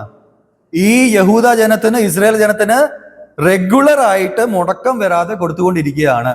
അതിന് യാതൊരു കുറവുമില്ല. There is no deprivation or lack of instruction from God. ദൈവത്തിന്റെ സന്നിധിയിൽ നിന്ന് ഇൻസ്ട്രക്ഷന് കുറവൊന്നുമില്ല. ഇസ്രായേൽ ജനത്തോട് വ്യക്തമായിട്ട് യെശയ്യാ പ്രവാചകൻ, യെരമ്യാ പ്രവാചകൻ, മീക പ്രവാചകൻ അനേക ആവർത്തി അവരോട് പറഞ്ഞിട്ടുണ്ട് എന്തൊക്കെയാണ് ദൈവത്തിന് പ്രസാദകരമായിട്ടുള്ളത്, എന്താണ് ദൈവത്തിന്റെ ഹൃദയം, എന്താണ് ദൈവം ആഗ്രഹിക്കുന്നത്. ഈ യഹൂദ ജനത്തോട് ആവർത്തിച്ച് പറഞ്ഞിട്ടുണ്ട്. നമ്മോടെങ്ങനെയാണ് ദൈവം? നമ്മോടെങ്ങനെയാ സംസാരിക്കുന്നത്? എല്ലാ ദിവസവും ഏതെങ്കിലും ഒരു രീതിയിൽ എത്ര ചാനൽസ് ഉപയോഗിച്ച് കർത്താവ് നമ്മോട് സംസാരിച്ചുകൊണ്ടിരിക്കുകയാണ്. ദൈവത്തിന്റെ വചനത്തിന് യാതൊരു കുറവുമില്ല. എങ്ങോട്ട് തിരിഞ്ഞാലും നമ്മുടെ കയ്യിൽ ദൈവത്തിന്റെ വചനമുണ്ട്, പരിശുദ്ധ വചനം. നാം മാധ്യമങ്ങളിലൂടെ പല രീതിയിൽ നമുക്ക് ദൈവത്തിന്റെ വചനം കേൾക്കുവാൻ സാധിക്കും. അപ്പോൾ ഇൻസ്ട്രക്ഷന് യാതൊരു കുറവുമില്ല. ദൈവത്തിന്റെ വചനത്തിന്റെ ഉപദേശത്തിന് എന്തെങ്കിലും കുറവുണ്ടോ? യാതൊരു കുറവുമില്ല. ഇസ്രായേൽ ജനത്തിന് യാതൊരു കുറവും ഇല്ലായിരുന്നു. നിങ്ങള് അത് കേട്ട്, എന്തിനു വേണ്ടിയാ അത് പറഞ്ഞിരിക്കുന്നത്? അവസാന വാക്ക് എന്തുവാ? കേട്ട് അനുസരിക്കേണ്ടതല്ലയോ? എന്നാൽ അവർ അങ്ങനെ ചെയ്തില്ല, അനുസരിച്ചില്ല. അങ്ങനെ അനുസരിക്കുവാൻ വേണ്ടി ഉള്ളതായിരുന്നു ആ വചനങ്ങളൊക്കെയും. എന്നാൽ നിങ്ങൾ അനുസരിക്കുന്നില്ല. അതാണ് ദൈവത്തിന്റെ ചോദ്യം. It was for obedience. Instructions were given to obey. അപ്പോൾ ഇവിടെ നാം പഠിക്കേണ്ട പാഠം, കർത്താവ് ആഗ്രഹിച്ചത് അനുസരണമാണ്. അനുസരണം ആ ഉപദേശങ്ങൾക്കൊന്നും ഉണ്ടായില്ല. നമ്മുടെ അവസ്ഥ എങ്ങനെയാണ്? നാം ഈ വചനങ്ങളൊക്കെയും കേൾക്കുമ്പോൾ, കൂടുതൽ ഉത്തരവാദിത്തങ്ങൾ നമുക്കുണ്ട്. നാം ദൈവത്തിന്റെ വചനം കേൾക്കുമ്പോൾ നമ്മുടെ അനുസരണം എങ്ങനെയാണ്? നാം എന്താണ് ദൈവസന്നിധിയിൽ വന്ന് ചെയ്യുവാൻ ആഗ്രഹിക്കുന്നത്? അനേക വാക്യങ്ങൾ എനിക്ക് എടുത്തു വായിക്കണം എന്നുണ്ട്. നമുക്ക് 1-2 വാക്യങ്ങൾ തീർച്ചയായിട്ടും വായിക്കാം. യെശയ്യാ പ്രവചനം 1-ാം അധ്യായം അതിന്റെ 11-ാം വാക്യം തൊട്ട് നാം വായിക്കുമ്പോൾ അത് 17 വാക്യം വരെ വായിക്കണം. നിങ്ങൾക്ക് ഭവനത്തിൽ ചെന്ന് വായിക്കാവുന്നതാണ്. യെശയ്യാ പ്രവചനം 1-ാം അധ്യായം 11 മുതൽ 17 വരെ. അവിടെ ദൈവം പറയുന്നത്, നിങ്ങളുടെ ഈ യാഗങ്ങളുണ്ടല്ലോ, ഞാൻ അതിൽ ക്ഷീണിച്ചു, എനിക്ക് അതിന്റെ ആവശ്യകതയില്ല. നിങ്ങൾ തിന്മ ചെയ്യുന്നു, നന്മ ചെയ്യുവാൻ നിങ്ങൾ പഠിക്കുന്നില്ല, നിങ്ങൾ യാഗങ്ങൾ എനിക്ക് അർപ്പിക്കുന്നു. അവിടെ 11-ാം വാക്യം തൊട്ട് ആ കാര്യങ്ങളാണ് നാം വായിക്കുന്നത്. യെശയ്യാ പ്രവചനം. യെശയ്യാ വളരെ വ്യക്തമായിട്ട് പറയുന്നു, നിങ്ങൾ തിന്മകൾ ചെയ്യുന്നു, നിങ്ങൾ യാഗങ്ങൾ എന്റെ സന്നിധിയിൽ കൊണ്ടുവരികയാണ്. You come with sacrifices, you go out and do evil things. എന്താണിത്? നിങ്ങൾ എന്താണ് ചെയ്തുകൊണ്ടിരിക്കുന്നത്? നിങ്ങൾ ദൈവസന്നിധിയിൽ വന്ന് ആരാധിക്കുന്നു, നിങ്ങൾ പുറത്തു പോയിട്ട് എന്ത് ചെയ്യുന്നു? തിന്മകൾ പ്രവർത്തിക്കുന്നു. ഇസ്രായേൽ ജനത്തോട് ദൈവാത്മാവ് സംസാരിക്കുകയാണ്, യെശയ്യാവിലൂടെ സംസാരിക്കുകയാണ്. ആ അധ്യായം വായിച്ചാൽ നമുക്ക് മനസ്സിലാക്കുവാൻ സാധിക്കും നമ്മുടെ ജീവിതങ്ങൾ എങ്ങനെയാണ്. ദൈവം നമ്മോട് പുതിയതായിട്ടൊന്നും സംസാരിക്കുന്നില്ല എന്ന് പലപ്പോഴും നമുക്ക് തോന്നാൻ സാധ്യതയുണ്ട്. ദൈവം പുതിയതായിട്ടൊന്നും സംസാരിക്കുന്നില്ല, ഈ വചനത്തിലുള്ള പഴയ സത്യങ്ങൾ മാത്രമേ സംസാരിക്കുന്നുള്ളൂ. ദൈവത്തിന്റെ ചോദ്യം ഇതാണ്, നിങ്ങൾ ആ പഴയ സത്യങ്ങൾ അനുസരിച്ചോ? നിങ്ങൾ ആദ്യം പറഞ്ഞ ആ ഒരു കാര്യം അനുസരിച്ചോ? പിന്നീടല്ല ഞാൻ മറ്റു കാര്യങ്ങൾ നിങ്ങളോട് സംസാരിക്കുന്നത്. ദൈവാത്മാവ് നമ്മളോട് സംസാരിക്കുന്നില്ല. എന്തുകൊണ്ടാണ് സംസാരിക്കാത്തത്? ദൈവാത്മാവ് ആരോടാണ് സംസാരിക്കുന്നത്? ദൈവാത്മാവ് രണ്ടാമതൊരു കാര്യം പറയണമെങ്കിൽ ആദ്യം ഒന്നാമത് പറഞ്ഞത് അനുസരിക്കണ്ടേ? ദൈവാത്മാവ് ഇവിടെ വ്യക്തമായിട്ട് എഴുതി പറഞ്ഞിരിക്കുന്ന കാര്യങ്ങൾ അനുസരിക്കാതെ നമ്മൾ പറയുകയാണ്, ദൈവം എന്നോടൊന്ന് സംസാരിക്കണമേ, ദൈവം എൻ്റെ പ്രാർത്ഥനകളൊന്ന് കേൾക്കണമേ, ദൈവമേ എൻ്റെ ആരാധനകളൊന്ന് സ്വീകരിക്കണമേ. God is asking at the first place, ആദ്യം ദൈവം ചോദിക്കുന്നത്, എടാ ഞാൻ ആദ്യം നിന്നോട് സംസാരിച്ചു, ആ കാര്യങ്ങൾ തന്നെ നീ അനുസരിക്കുന്നില്ല, രണ്ടാമത് ഞാൻ എന്ത് സംസാരിക്കാനാണ്? മൂന്നാമത് ഞാൻ എന്ത് സംസാരിക്കാനാണ്? വ്യക്തമായിട്ട് കർത്താവ് നമ്മോട് ചോദിക്കുന്നു. അനുസരണമാണ് കർത്താവ് നമ്മെക്കുറിച്ച് ആഗ്രഹിക്കുന്നത്. അതിന്റെ 8ഉം 9ഉം വാക്യങ്ങൾ നമുക്ക് വായിക്കാം. Verses 8 and 9.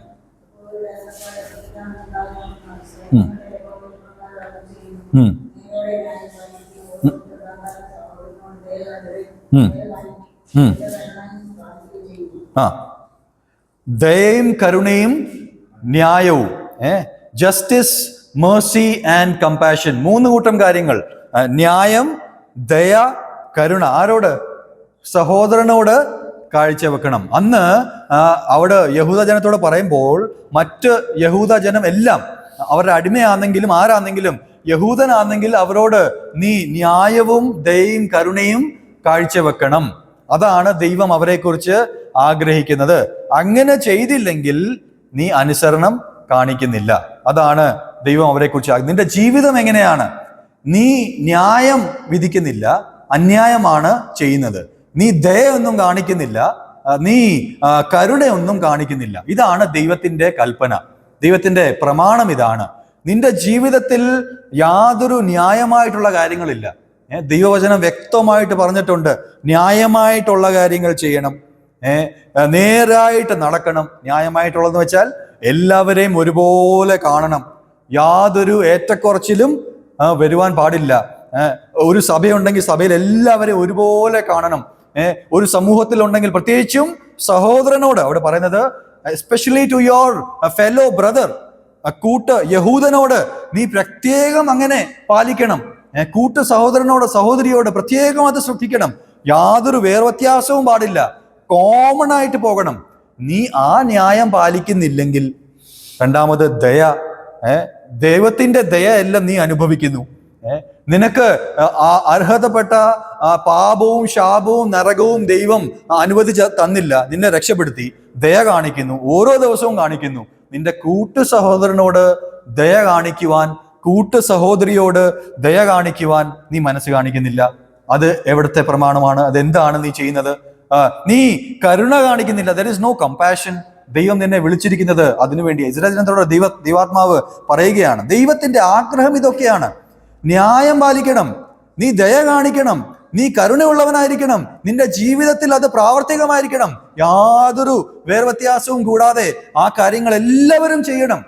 അത് നീ ചെയ്യാതെ നിന്റെ ചോദ്യമാണ്, ഞാൻ ഈ ഉപവാസം ഒന്ന് നിർത്തിക്കോട്ടെ, ഉപവാസത്തിന്റെ ആവശ്യകത ഇനിയുണ്ടോ? നിന്റെ ഉപവാസം തന്നെ പ്രയോജനമില്ലാത്തതായിരുന്നു, നീ അത് തന്നെ നിർത്താൻ വന്നേക്കുകയാണ്. ഓക്കെ, നിന്റെ ജീവിതം എങ്ങനെയുള്ളതാണ്. ദൈവം വ്യക്തമായിട്ട് നമ്മോട് സംസാരിക്കുന്നു. മീഖയുടെ പ്രവചനം 6-ാം അധ്യായം 8-ാം വാക്യം എന്ന് വായിച്ചേ. മൈഖ ചാപ്റ്റർ 6 വേഴ്സ് 8. മീഖയുടെ പ്രവചനം 6-ാം അധ്യായം 8-ാം വാക്യം. ദൈവം മീഖ പ്രവാചകനിലൂടെയും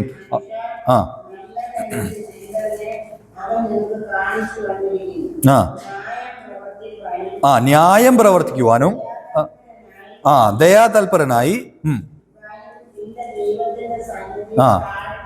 താഴ്മയോടെ നടക്കുവാനും.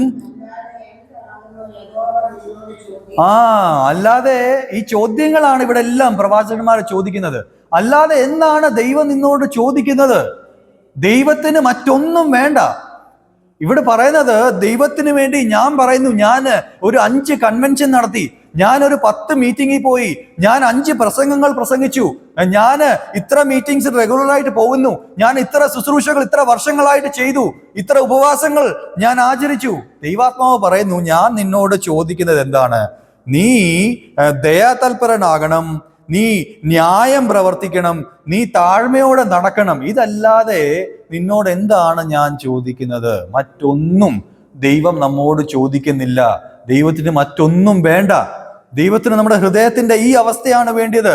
ന്യായത്തോടെ, ദയാതൽപരതയോടെ, നമ്മള് താഴ്മയോടെ ദൈവസന്നിധിയിൽ നടക്കണം. അതാണ് ദൈവം നമ്മെക്കുറിച്ച് ആഗ്രഹിക്കുന്നത്. വായിക്കേണ്ട ആവശ്യമില്ല. പുതിയ നിയമത്തിലും മത്തായി 23:23 നാം ഇതേ വാക്യം വായിക്കുന്നു.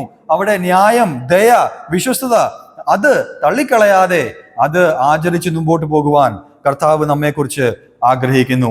ഇതൊന്നുമില്ലെങ്കിൽ നമ്മുടെ ആരാധനകളായിക്കട്ടെ, നമ്മുടെ മറ്റ് ശുശ്രൂഷകളായിക്കോട്ടെ, അത് വെറും ശബ്ദങ്ങൾ മാത്രമാണ്.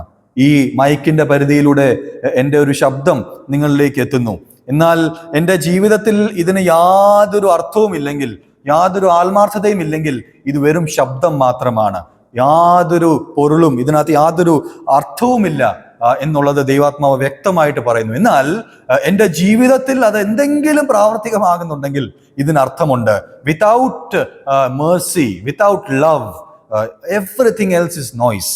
ശബ്ദമാണ്. നാം പറയത്തില്ല, അനാവശ്യമായിട്ട് ശബ്ദം ഉണ്ടാക്കിക്കൊണ്ട് പോവുകയാണ്. നമ്മുടെ പാട്ടുകളായിക്കോട്ടെ, നമ്മുടെ മറ്റ് ഇൻസ്ട്രുമെന്റ്സ് ആയിക്കോട്ടെ, നമ്മുടെ പ്രസംഗങ്ങളായിക്കോട്ടെ, ദൈവസന്നിധിയിൽ വെറും ചില ശബ്ദങ്ങൾ മാത്രമാണ്. യാതൊരു പൊരുളുമില്ലാത്ത, അർത്ഥവുമില്ലാത്ത വ്യർത്ഥമായിട്ടുള്ള വാക്കുകളായിട്ട് ദൈവസന്നിധിയിൽ അത് തീരും. എന്തില്ലെങ്കിൽ ദയയും താഴ്മയും ന്യായവും ഒന്നും അതിലില്ലെങ്കിൽ. ദൈവാത്മാവ് നമ്മെ സഹായിക്കട്ടെ ഈ കാര്യങ്ങൾ മനസ്സിലാക്കി നമുക്ക് മുമ്പോട്ട് പോകാം. 10-ാം വാക്യത്തിൽ വ്യക്തമായിട്ട് ചില കൂട്ടരെ കുറിച്ച് ദൈവാത്മാവ് അവരോട് പറയുന്നു. അവിടെ 10-ാം വാക്യം ഒന്ന് വായിക്കാം. 10-ാം വാക്യം.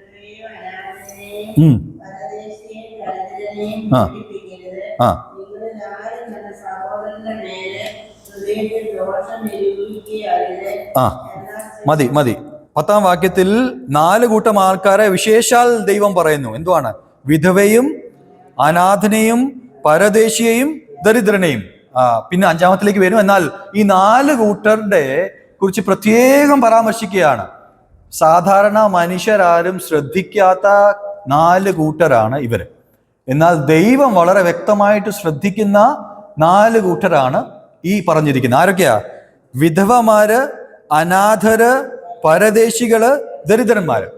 അവരെ പീഡിപ്പിക്കുന്ന എന്തെങ്കിലും കാര്യം ഏതെങ്കിലും രീതിയിൽ നമ്മുടെ ജീവിതത്തിൽ, അവരുടെ ജീവിതത്തിൽ അതുണ്ടായിരുന്നു, അതുണ്ടെങ്കിൽ ദൈവത്തിന് ഒരിക്കലും ക്ഷമിക്കുവാൻ സാധ്യമല്ല. ദൈവം അവരോട് വ്യക്തമായിട്ട് സംസാരിക്കുകയാണ്. യാതൊരു ഇതിനകത്തൊരു മറയൊന്നുമില്ല. വ്യക്തമായിട്ട് പറയുകയാണ്, നമ്മൾ ആത്മീകരാണെന്ന് പറഞ്ഞിട്ട് ഇങ്ങനെ ദുർബലരായിരിക്കുന്ന, ബലഹീനരായിരിക്കുന്ന കൂട്ടരാണ് അല്ലെ. വിധവമാരെ കുറിച്ച് നമുക്കറിയാം, അനാഥരെ കുറിച്ച് നമുക്കറിയാം, സ്ട്രേഞ്ചേഴ്സ്, പരദേശികൾ, അവർക്ക് ആ ദേശത്തെക്കുറിച്ച് അറിയത്തില്ല. പിന്നെന്തുവാണ്? ദരിദ്രന്മാര്. അവരെ പീഡിപ്പിക്കുക എന്ന് വെച്ച് കഴിഞ്ഞാൽ ഒരു രീതിയിലുള്ള ഉപദ്രവം, പ്രയാസം നമ്മൾ കാരണം ഈ 4 കൂട്ടർക്ക് ഉണ്ടാകുവാൻ പാടില്ല. അത് വ്യക്തമായിട്ട് ദൈവവചനം നമ്മെ ഓർപ്പിക്കുകയാണ്. അത് നമ്മുടെ ആത്മീയതയുടെ ഒരു ടെസ്റ്റാണ്, പരിശോധനയാണ്. നാം എങ്ങനെയാ ജീവിക്കുന്നത്? ഈ ഒരു വാക്യം ഈ വിധവമാരെക്കുറിച്ചും അനാഥരെക്കുറിച്ചും പരദേശികളെക്കുറിച്ചും ഇവിടെ മാത്രമല്ല, നമുക്കറിയാം വേദപുസ്തകത്തിൽ അനേക സ്ഥലത്ത് ഇതിന്റെ പരാമർശമുണ്ട്. അതുകൊണ്ട് നമുക്ക് ഉറപ്പിക്കാൻ പറ്റും, ദൈവത്തിന് വളരെ പ്രത്യേക ബ്രാൻഡ് ഓഫ് ആൾക്കാരാണ്. അവരെ പ്രത്യേകം സൂക്ഷിക്കുന്നതാണ് കർത്താവ്. നമുക്ക് ആവർത്തന പുസ്തകം അതിന്റെ 10-ാം അധ്യായം 18-19 ഡ്യൂട്രോണോമി അങ്ങനല്ലേ പറയുന്നത്, ഡ്യൂട്രോണോമി അതിന്റെ 10-ാം അധ്യായം 18-19 വാക്യങ്ങളിൽ വാക്യം വേണമെന്ന് വായിച്ചാൽ നമുക്കൊരു ഉറപ്പ് കിട്ടും ഈ വിഷയത്തിൽ കർത്താവ് എത്ര സീരിയസ് ആണെന്നുള്ളത്. അവൻ അനാഥർക്കും വിധവമാർക്കും ന്യായം നടത്തുന്ന ആരാ? യഹോവയായ ദൈവമാണ്. അവരുടെ ഡിഫൻസ് ആണ്. ഡിഫൻസ്, അവർക്ക് വേണ്ടി ജസ്റ്റിസ് നടത്തി കൊടുക്കുന്നത് ദൈവമാണ്. അപ്പോൾ നമ്മൾ ഇവർക്കെതിരെ എന്തെങ്കിലും ഉപദ്രവം ആരെങ്കിലും ചെയ്താൽ ന്യായം ആരാ നമുക്കെതിരെ? ദൈവമാണ് നമുക്കെതിരെ നിൽക്കുന്നത്. വ്യക്തമായിട്ട് പറയുന്ന വിഷയമാണ്. യാക്കോബിന്റെ ലേഖനം 1-ാം അധ്യായം 27-ാം വാക്യത്തിൽ നാം വായിക്കുന്നു, ഒരു സത്യ മതം അല്ലെങ്കിൽ പ്യുവർ റിലിജിയൻ എന്താണ്? നമ്മള് അനാഥരെയും വിധവമാരെയും അവരുടെ ദുഃഖത്തിൽ ചെന്ന് കാണണം. പുതിയ നിയമത്തിലും ദൈവം പറയുന്നു. വേറെ അനേക വാക്യങ്ങളുണ്ട്, ഞാൻ എടുത്ത് വായിക്കുന്നില്ല. അപ്പോൾ ഈ 4 കൂട്ടരെ പ്രത്യേകം ശ്രദ്ധിക്കുക. അത് ദൈവാത്മാവ് നമ്മെക്കുറിച്ച് ആഗ്രഹിക്കുന്ന വിഷയമാണ്.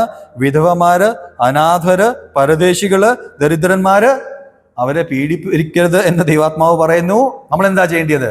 അവരെ സന്ദർശിക്കണം, അവർക്ക് വേണ്ടി പ്രാർത്ഥിക്കണം, അവരെ ഉത്സാഹിപ്പിക്കണം, അവരെ ദൈവിക സന്തോഷത്തിൽ വളർത്തിക്കൊണ്ട് വരണം.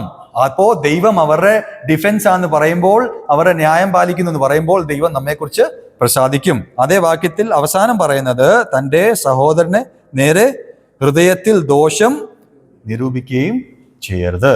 അവസാനമായിട്ട് അത് പറഞ്ഞിട്ടാണ് അവസാനിപ്പിക്കുന്നത്. ഹൃദയത്തിൽ പുറമേ ഒന്നും ചെയ്യേണ്ട ആവശ്യമൊന്നുമില്ല. അവിടെ പറയുന്നത് യുവർ പൊസിഷൻ ഓഫ് ഹാർട്ട്. അവിടെ പറയുന്നത് ഇങ്ങനെയാണ്, do not devise evil in your hearts against one another. കൂട്ട് സഹോദരന്റെ എതിരെ ഹൃദയത്തിൽ തിന്മ ചിന്തിച്ചാലും അത് ദൈവത്തിന് പ്രസാദകരമല്ല. വളരെ ഭയാനകമായ സ്റ്റേറ്റ്മെന്റ് ആണ്. നമ്മളിത് വായിച്ചു പോയാൽ അതിന്റെ അർത്ഥം നമ്മുടെ ആത്മീക ജീവിതത്തിൽ വളരെ ആഴത്തിൽ ചിന്തിക്കുവാൻ സാധിക്കും. നമ്മൾ ഈ ആചാരങ്ങളൊക്കെ ചെയ്യുന്നു, ഒരു വിധത്തിൽ നാം ചില കൃത്യമായ ദിവസങ്ങളിലാണല്ലോ വന്നും പോവുകയും ചെയ്യുന്നത്. അതിലൊക്കെ അർത്ഥമുണ്ടാവണമെങ്കിൽ ഈ കാര്യങ്ങൾ നമ്മുടെ ജീവിതത്തിൽ നാം പ്രാവർത്തികം ആക്കണം. 11ഉം 12ഉം വാക്യങ്ങൾ നമുക്ക് പെട്ടെന്ന് മുമ്പോട്ട് പോകാം. 11ഉം 12ഉം വാക്യങ്ങൾ.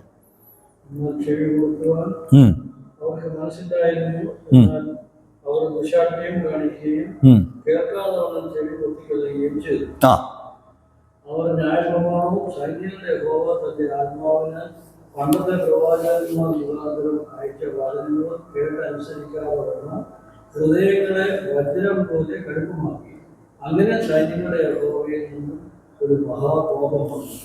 എത്ര ദുഃഖകരമായിട്ടുള്ള വാക്യങ്ങളാണ് നാം ഈ വായിക്കുന്നത്. ഇത്രയും വ്യക്തമായിട്ട് ദൈവാത്മാവ് ഇതിൽ കൂടുതൽ വ്യക്തമായിട്ട് അവരോട് സംസാരിക്കാൻ പറ്റുമോ എന്ന് പോലും നമുക്ക് അറിഞ്ഞുകൂടാ. സക്കറിയ പ്രവാചകൻ മാത്രമല്ല, യെശയ്യാവിലൂടെയും യെരമ്യാവിലൂടെയും മീഖാ പ്രവാചകനിലൂടെയും ഒക്കെയും ഈ കാര്യങ്ങൾ അനേകം ആവർത്തി പല രീതിയിൽ ഇവരോട് സംസാരിച്ചു. എന്നാലും ഈ 11ഉം 12ഉം വാക്യങ്ങൾ നിങ്ങൾ വായിച്ചല്ലോ. എന്താണ് അവരുടെ അവസ്ഥ? ചെവി കൊടുക്കാതെ, അതിനെ ഒന്നും ശ്രദ്ധിക്കാതെ അവഗണിച്ച് മുമ്പോട്ട് പോകുന്ന അവസ്ഥയാണ് അവരുടെ അവസ്ഥ. Stiff necked. അവർക്ക് ഇതൊന്നും ഒരു വിഷയമേ അല്ല. ഈ പ്രമാണങ്ങൾ ഒന്നും അവരുടെ ചെവിയിലേക്കോ ഹൃദയത്തിലേക്കോ എത്തുന്നതേ ഇല്ല. എത്ര ദുഃഖകരമായിട്ടുള്ള അവസ്ഥയാണ്.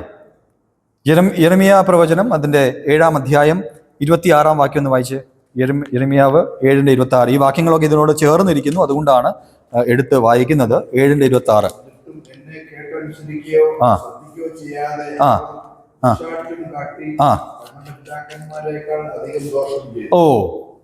ദുശാഠ്യം കാണിച്ച് അവരുടെ പിതാക്കന്മാരെക്കാൾ അധികം ദോഷം ചെയ്തു. ദൈവത്തിന്റെ വചനം കേൾക്കുന്നില്ല, കേട്ട് അനുസരിക്കുന്നില്ല, ദുശാഠ്യം കാണിക്കുന്നു, നമ്മുടെ ഈഗോ വെച്ചുകൊണ്ടിരിക്കുകയാണ്. എത്ര വചനങ്ങൾ കേട്ടുകൊണ്ടിരിക്കുന്നു, ഇത്ര വ്യക്തമായിട്ട് വചനം നമ്മോട് സംസാരിക്കുന്നു. എന്നിട്ടും എന്തൊക്കെയോ കാരണങ്ങളാൽ അത് അനുസരിക്കാതെ മുമ്പോട്ട് പോയിക്കൊണ്ടിരിക്കുകയാണ്, ദുശാഠ്യം കാണിക്കുകയാണ്. നമ്മുടെ പിതാക്കന്മാരെക്കാട്ടിൽ കൂടുതൽ നാം കോപത്തിനിടയായി തീരുകയാണ്. യെരമ്യാ പ്രവാചകനും അവരോട് പറയുകയാണ്. നമുക്ക് പരിചയമുള്ള മറ്റൊരു വാക്യം എബ്രായ ലേഖനം 3:15 നാം വായിക്കുന്നത് ഇങ്ങനെയാണ്, ഇന്ന് നിങ്ങൾ എൻ്റെ ശബ്ദം കേട്ടായിരുന്നെങ്കിൽ നിങ്ങളുടെ ഹൃദയം കഠിനമാക്കാതെ ഇരുന്നെങ്കിൽ. ചോദിക്കുകയാണ്, ഇസ്രായേൽ ജനത്തോട് ചേർന്ന് നമ്മോടും ദൈവം ഇന്ന് ഈ ഒരു ചോദ്യം ചോദിക്കുകയാണ്. ഇന്ന് നിങ്ങൾ എൻ്റെ ശബ്ദം കേട്ടിരുന്നെങ്കിൽ, ഒന്ന് കേട്ട് ഒന്ന് അനുസരിച്ചായിരുന്നെങ്കിൽ നിങ്ങൾക്ക് ഇതിൽ നിന്ന് രക്ഷപ്പെടുമായിരുന്നു. ദൈവം അവിടെ പറയുന്നത് നിങ്ങളുടെ ഹൃദയങ്ങൾ എങ്ങനെയാണ്, നിങ്ങളുടെ ഹൃദയങ്ങളുടെ അവസ്ഥ അവിടെ പറയുന്നത് ഹൃദയങ്ങൾ വജ്രം പോലെ കടുപ്പമാക്കി. അതിൻ്റെ കടുപ്പത്തിൻ്റെ ഒരു എക്സാമ്പിൾ അവിടെ പറയുന്നത് നിങ്ങളുടെ ഹൃദയങ്ങൾ എത്രമാത്രം hearts are like flint so that they could not hear. ആ രീതിയിൽ വജ്രം പോലെ, ഡയമണ്ട് ആണോ ഉദ്ദേശിക്കുന്നത്? ഡയമണ്ട് പോലെ അവര് അത് ഉറപ്പാക്കി. നമുക്കറിയാം ലോകത്തിലെ തന്നെ ഏറ്റവും കഠിനമായിട്ടുള്ള ഒരു പദാർത്ഥമാണ് ഈ വജ്രം എന്ന് പറയുന്നത്. അത്ര സ്ട്രോങ് ആണ് ഹൃദയങ്ങൾ. ആ അവസ്ഥയിലാണ് നിൽക്കുന്നത്. എന്ത് വന്നു കൊണ്ടാലും കല്ലല്ല, അത് വജ്രമാണ്. അത് യാതൊരു അനക്കവുമില്ലാതെ എത്ര വചനം കേട്ടാലും, എത്ര പ്രവചനങ്ങൾ കേട്ടാലും, എത്ര ഉപദേശങ്ങൾ കേട്ടാലും, പ്രമാണങ്ങൾ കേട്ടാലും, നിങ്ങൾക്ക് ചുറ്റും സംഭവങ്ങൾ കണ്ടാലും യാതൊരു ചഞ്ചലവും ഇല്ലാതെ പോവുകയാണ്. അവിടെ ദൈവം പറയുന്നു നിങ്ങൾക്ക് മാറുവാൻ യാതൊരു മനസ്സുമില്ല. അവസാന ഭാഗം നിങ്ങൾ ചിന്തിക്കുക, യഹോവയിൽ നിന്ന് ഒരു മഹാകോപം വന്നു. Great rat. എങ്ങനെ കോപം വരാതിരിക്കും? ഈ കാര്യങ്ങൾ നമ്മുടെ ജീവിതത്തിൽ നമുക്കൊന്ന് ചിന്തനം ചെയ്യാം. നമ്മുടെ ഹൃദയത്തിന്റെ അവസ്ഥ എങ്ങനെയാണ്? ദൈവത്തിന് നന്നായിട്ട് അറിയാം മനുഷ്യൻ തെറ്റിപ്പോകുവാനുള്ള സാധ്യതകൾ ഉണ്ടെന്ന് ദൈവത്തിന് നന്നായിട്ട് അറിയാം. അതുകൊണ്ട് ദൈവവചനം നാം പരിശോധിക്കുമ്പോൾ മടങ്ങി വരുവാനുള്ള അവസരങ്ങൾ കർത്താവ് പിന്നെയും മനുഷ്യന് കൊടുക്കും. അത് ഇസ്രായേൽ ജനത്തിനും കൊടുത്തു. ഇന്ന് പുതിയ നിയമത്തിൽ കൃപായുഗത്തിൽ ജീവിക്കുന്ന നമുക്കും ദൈവം അവസരങ്ങൾ നൽകും. എന്നാൽ ഹൃദയത്തിന്റെ അവസ്ഥ ഇതാണെങ്കിൽ വളരെ ബുദ്ധിമുട്ടാണ്. ഹൃദയത്തിന്റെ അവസ്ഥ ഈ രീതിയിൽ വജ്രം പോലെ കട്ടിയാക്കി വെച്ചിരിക്കുകയാണെങ്കിൽ ഈ അവസരങ്ങൾ കൊണ്ട് യാതൊരു പ്രയോജനവുമില്ല. വ്യക്തമായിട്ട് ദൈവാത്മാവ് പറയുന്നു, നിങ്ങളുടെ ഹൃദയങ്ങൾ ഇത്രമാത്രം കഠിനമാക്കി നിങ്ങൾ വെച്ചിരിക്കുന്നു, ഇനിയും എൻ്റെ കോപമല്ലാതെ മറ്റൊരു മാർഗവും ഇല്ല എന്ന് വ്യക്തമായിട്ട് ദൈവാത്മാവ് പറയുന്നു. 13-ാം വാക്യം നമുക്കൊന്ന് വായിക്കാം. വേഴ്സ് 13, 13-ാം വാക്യം. ഞാൻ വിളിച്ചിട്ടും അവര് കേൾക്കാതെ ഇരുന്നത് പോലെ തന്നെ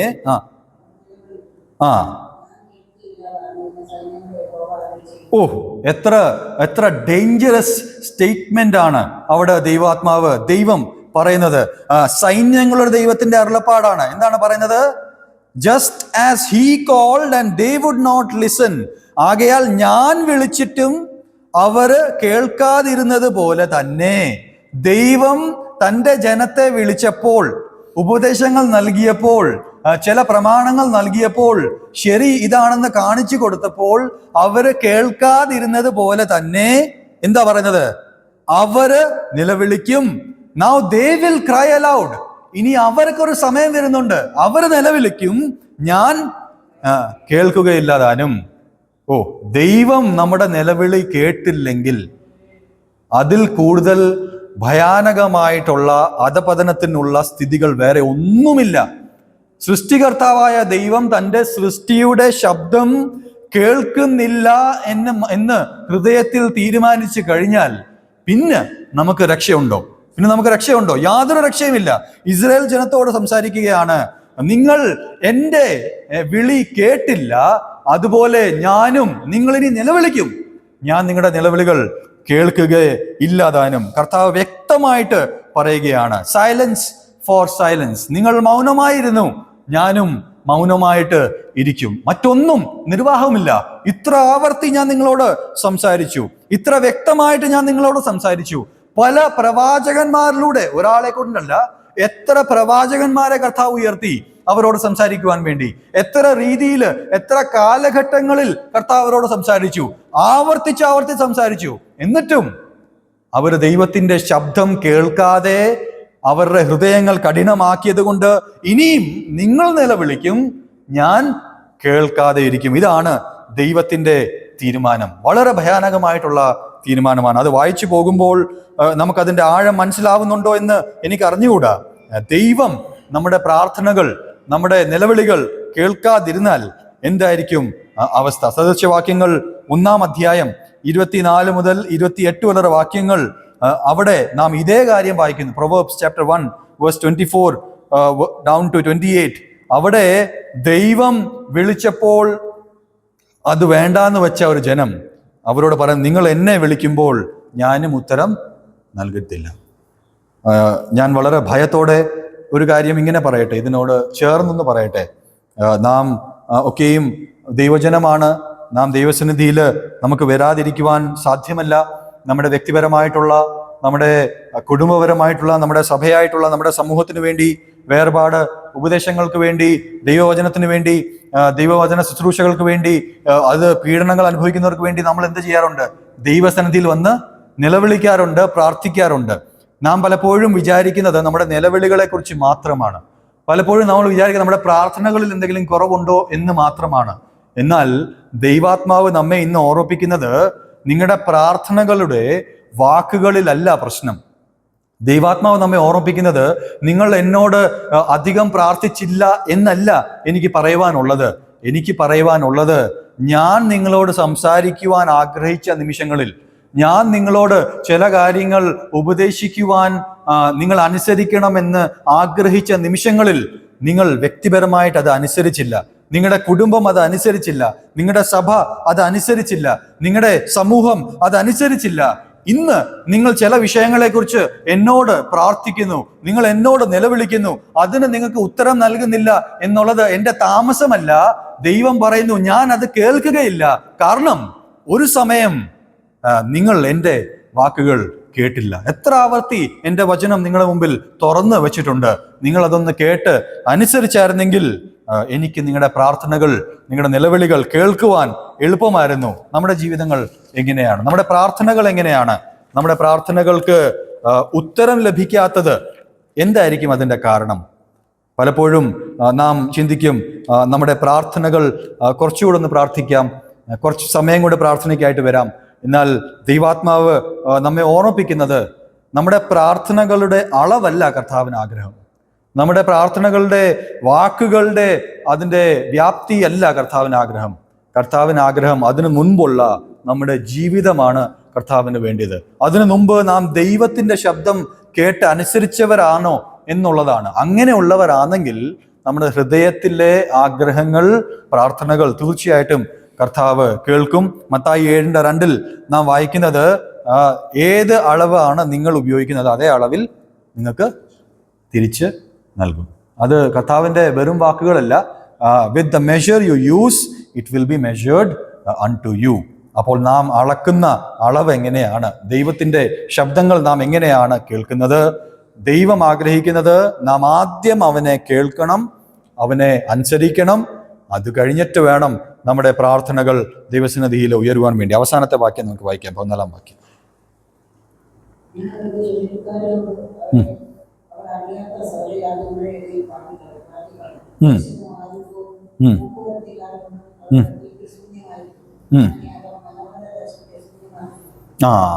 ഇതാണ് ന്യായവിധി. കർത്താവ് അവരുടെ നിലവിളി കേൾക്കത്തില്ല എന്ന് 13-ാം വാക്യത്തിൽ പറഞ്ഞു. അവിടെ കൊണ്ട് അവസാനിച്ചില്ല.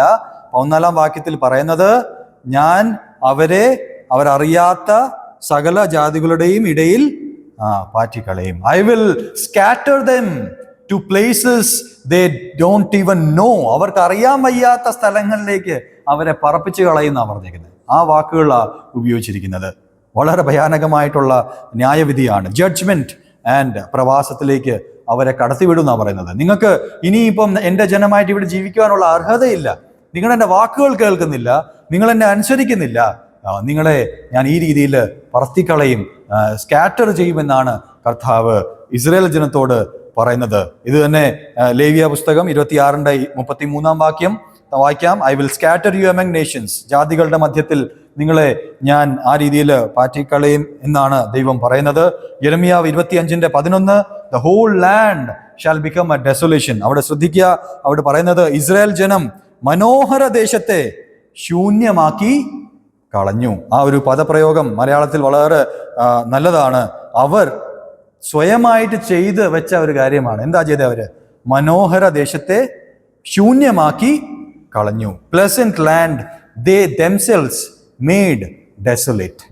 എത്ര ഭാഗ്യകരമായിട്ടുള്ള അവസ്ഥയിലാണ് നാം ആയിരിക്കുന്നത്, ദൈവജനമായിരിക്കുന്നത്. ഇന്ന് ദൈവത്തെ അറിയുവാനും സത്യദൈവത്തെ പിൻപറ്റുവാനും ഈ കർത്താവായ യേശു ക്രിസ്തുവിനെ അറിയുവാനും ഈ വചനങ്ങൾ മനസ്സിലാക്കുവാനും നമുക്ക് കർത്താവ് കൃപ കാണിച്ചു. എത്ര മനോഹരമായിട്ടുള്ള ദേശമാണ്, മനോഹരമായിട്ടുള്ള പദവിയാണ്, മനോഹരമായിട്ടുള്ള അവസ്ഥയിലാണ് നാം ഒക്കെ കടന്നു വന്നിരിക്കുന്നത്. എന്നാൽ പലപ്പോഴും നമ്മുടെ തന്നെ പ്രവർത്തികൾ മൂലം ദൈവത്തിന്റെ വാക്കുകൾ കേൾക്കാതെ നമ്മുടെ ഹൃദയങ്ങൾ കഠിനമാക്കി അനുസരിക്കാതെ പോകുമ്പോൾ ദൈവാത്മാവ് നമ്മോട് ചോദിക്കുന്നത്, നിങ്ങൾക്ക് നൽകിയ ഈ സൗഭാഗ്യ അവസ്ഥ, ഈ മനോഹരമായ അവസ്ഥ നിങ്ങൾ തന്നെ ശൂന്യമാക്കി കളയുന്നത് എന്ത്? നിങ്ങൾ തന്നെ ഇതിനെ ഇല്ലാതാക്കി കളയുന്നത് എന്ത്? ദൈവത്തിന്റെ ന്യായവിധി എന്തുകൊണ്ട് നിങ്ങൾ വിളിച്ചു വരുത്തുകയാണ്? ദൈവത്തിന്റെ ജനത്തെ ശിക്ഷിക്കുവാൻ ദൈവത്തിന് വളരെ ബുദ്ധിമുട്ടാണ്. നമുക്കത് മറ്റ് വാക്യങ്ങൾ എടുത്തു വായിച്ചാൽ മനസ്സിലാക്കുവാൻ സാധിക്കും. സ്വന്തം ജനമാണ് ഇസ്രായേൽ ജനം എന്ന് പറയുമ്പോൾ. ദൈവം അത്രയും സ്നേഹിക്കുന്ന ജനമാണ്. യെശയ്യാ പ്രവചനം നാം വായിക്കുമ്പോൾ അനേക അധ്യായങ്ങളിൽ ദൈവം എടുത്തെടുത്ത് പറയുകയാണ്, നിങ്ങൾ എൻ്റെ ജനം, നിങ്ങൾക്ക് ഭയപ്പെടേണ്ട ആവശ്യമില്ല, ഞാൻ നിങ്ങളോട് കൂടെ ഉണ്ട്, ഞാൻ നിങ്ങളുടെ ദൈവമാണ് എന്ന് എടുത്തെടുത്ത് പറയുന്ന ആ ദൈവം എത്ര ഭാരത്തോടെ ആയിരിക്കും ഈ 13ഉം 14ഉം വാക്യങ്ങൾ ഇവിടെ രേഖപ്പെടുത്തുന്നത്. നിങ്ങൾ എന്നെ കേൾക്കാത്തത് കൊണ്ട് ഞാൻ നിങ്ങൾക്ക് ചെവി തരികയില്ല, ഞാൻ നിങ്ങളുടെ ശബ്ദം കേൾക്കുക, നിങ്ങളുടെ നിലവിളി ഞാൻ കേൾക്കത്തില്ല. മാത്രമല്ല ദൈവം ഈസ് എ റൈച്ചസ് ഗോഡ്. ദൈവം ഒരു ന്യായമായിട്ടുള്ള ഒരു ദൈവമാണ്, ന്യായം വിധിക്കുന്ന ദൈവമാണ്. ശരിയല്ലാത്തതൊന്നും കർത്താവിന് ചെയ്യുവാൻ സാധ്യമല്ല. വളരെ കറക്റ്റ് ആയിട്ടുള്ള റൈറ്റ് ആയിട്ടുള്ള കാര്യങ്ങളെ കർത്താവിന് ചെയ്യുവാൻ സാധിക്കൂ. അത് ഏത് കാലത്താണെങ്കിലും ശിക്ഷ ലഭിക്കുന്ന ആ വിഷയമാണെങ്കിൽ അവിടെ നടപടി എടുക്കുക തന്നെ ചെയ്യും. ഇസ്രായേൽ ജനത്തോട് ബന്ധത്തിൽ കർത്താവ് പറയുന്നു, ഞാൻ നിങ്ങളെ ഈ രീതിയിൽ ചിതറിപ്പാർത്ത് അവരുടെ ജാതികളുടെ ഇടയിൽ നിങ്ങൾക്ക് അറിയാത്ത സ്ഥലത്തേക്ക് നിങ്ങളെ ഞാൻ വിടും. ആ വിഷയങ്ങളൊക്കെ നമുക്കറിയാം. ഇസ്രായേലിന്റെ ചരിത്രത്തെക്കുറിച്ച് നമുക്ക് ചിന്തിക്കുവാൻ സാധിക്കും. നിങ്ങൾ മനോഹര ദേശത്തെ ശൂന്യമാക്കി കളഞ്ഞു, മനോഹര ദേശത്തെ ശൂന്യമാക്കി കളഞ്ഞു. ഇതാണ് ഈ അധ്യായത്തിന്റെ പ്രമേയം. നാം ചിന്തിച്ച ചില കാര്യങ്ങൾ ഒന്നോടൊന്ന് എടുത്ത് ഞാൻ പറഞ്ഞു പോകട്ടെ. Ritual versus reality. ചില ആചാരങ്ങൾ നാം ചെയ്തു പോകുന്നുണ്ടായിരിക്കാം, ചില കാര്യങ്ങൾ നാം ചെയ്യുന്നുണ്ട്, എന്നാലും സത്യാവസ്ഥ എന്താണ്? ആത്മാർത്ഥമായിട്ട് നമ്മുടെ ആത്മീക നിലവാരം എന്താണ്? ദൈവസന്നിധിയിൽ നമ്മുടെ ഹൃദയങ്ങൾ എങ്ങനെയാണ്? നമ്മുടെ ആരാധനകൾ എങ്ങനെയാണ്?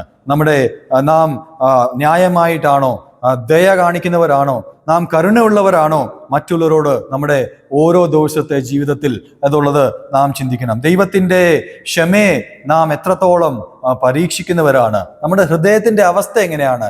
വജ്രം പോലെ കഠിനമായ ദൈവത്തിന്റെ വചനം പ്രവേശിക്കുവാൻ കഴിയാതെ ഇരിക്കുന്ന ഒരു ഹൃദയമാണോ നമ്മുടെ ഹൃദയം? അങ്ങനെയാണെങ്കിൽ അതിലൊരു വ്യത്യാസത്തിന്റെ ആവശ്യമുണ്ട്.